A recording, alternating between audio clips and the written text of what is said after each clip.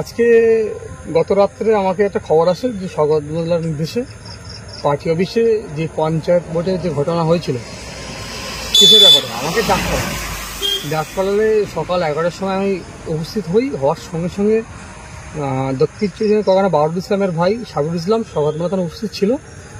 আমাকে খুব চড়া হওয়ায় গালাগালি করে মারধর করে, বুকে লাথি চট খুব মারধর করে।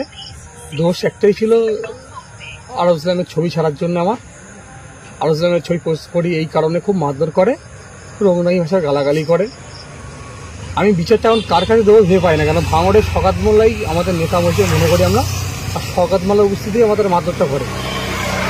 আমি এখন একমাত্র আমার বাংলার অগ্নিকন্যা মমতা ব্যানার্জি আর অভিষেকদার কাছে আমি বিচার চাই যে এর বিষয়ে কী করবে ওনারা, যেন এই মিডিয়ায় খবরটা আরও ছড়িয়ে যায়, গিয়ে বিচারটা করুক। আমি আপনি চাই না ভাঙড়ে যেভাবে দুর্নীতি চলছে, যার আমলে আগে একটা সময় ছিল মানুষ ন্যায় পেত না, এখন সে ন্যায় বলে কিছু নেই। মুস্তানিরা দুর্নীতি করে বেড়াচ্ছে, ওদের রাজত্ব চলছে ভাঙড়ের বুকে। শুধু আমি নয়, সাধারণ মানুষের মুখে শুনে দেখবেন, কাউকে বাড়ি বাড়ি গিয়ে শুনে দেখবেন, ভাঙড় একটা বিধানসভার মধ্যে তারাই বলবে, শুধু আমি নয়। সমস্যা কি হচ্ছে? আরাবুল ইসলামের ছবি পোস্ট করলে জানি না তার কি সমস্যা।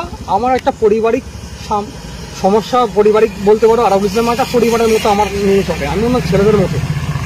আমি শুধু আমার একটাই দোষ, আরাবুল ইসলামের ছবি ছাড়ি।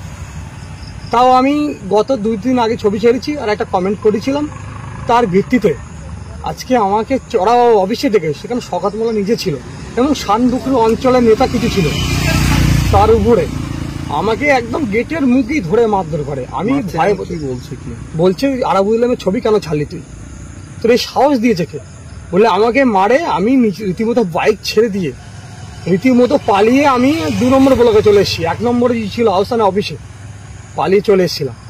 ওখান দিয়ে আমার এখনো খুব ভয়, আমি থানায় ডায়েরি করিনি, খুব ভয়াবহ অবস্থা আসছে। আপনি কি আতঙ্কে আছেন? হ্যাঁ, অবশ্যই আতঙ্কে থাকবো না। আমি তৃণমূলের একটা ক্যান্ডিডেট, সেই ক্যান্ডিডেটকে মারছে, আমার তৃণমূল রাজত্ব করছে ভাঙড়ে, সেই শাসন আমি মার খাচ্ছি। আমি বিচারটা কার কাছে ভেবে পাচ্ছি না। আমি আজ সারাদিনটা ভয়ে কাজে, এখনো বাড়ি যাইনি, সারাদিন কীভাবে কাটাবো আমি ভেবে পাচ্ছি না। নাম কি আপনি? আমার নাম শ্যামল কুমার ঘোষ, নিমকুড়িয়া বাড়ি, ভাঙড় 148 বিধানসভার মধ্যে, দক্ষিণ চব্বিশ মধ্যে। আপনি কি জেতা সদস্য? না, আমি তৃণমূল কর্মী হয়ে গেছি। ভোটে দাঁড়িয়েছিলেন? হ্যাঁ, তৃণমূল কর্মী ভোটে হয়েছে।